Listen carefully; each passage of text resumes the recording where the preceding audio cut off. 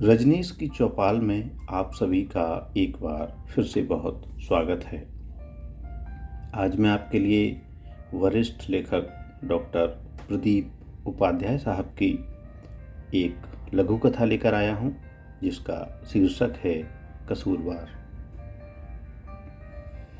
अब वह जीना चाहता है। वह पक्षियों को दूर गगन में उड़ते हुए देखना चाहता है।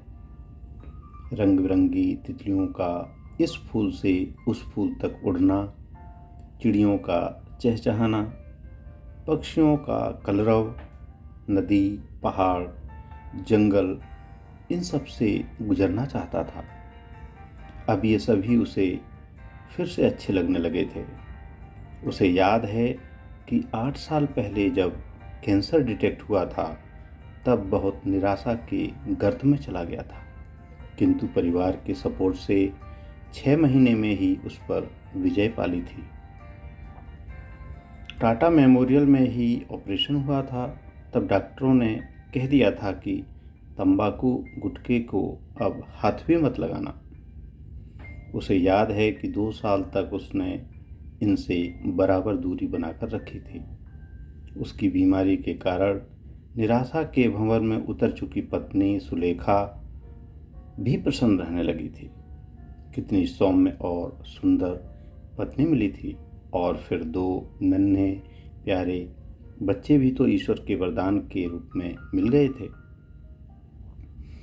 इकलौती संतान होने से माता पिता का भी कितना लाड़ दुलार मिल रहा था, किंतु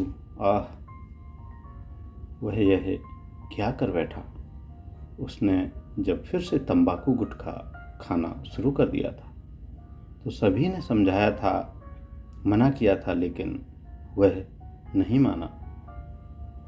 अब गलती तो हो ही गई थी। फिर से उसे कैंसर ने चपेटे में ले लिया, और डॉक्टर बोल भी चुके हैं कि वह ज़्यादा दिन का मेहमान नहीं है। पत्नी कहती है कि वह दोषी है, जिसने नशे की लत पर समय रहते रोक नहीं लगाई। माता पिता स्वयं को कसूरवार ठहरा रहे हैं, लेकिन वह किसे दोष दे?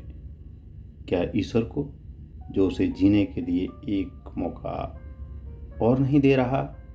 या फिर वह स्वयं कसूरवार है अपने बीवी, बच्चों और माता पिता का, जिनके बारे में उसने नहीं सोचा?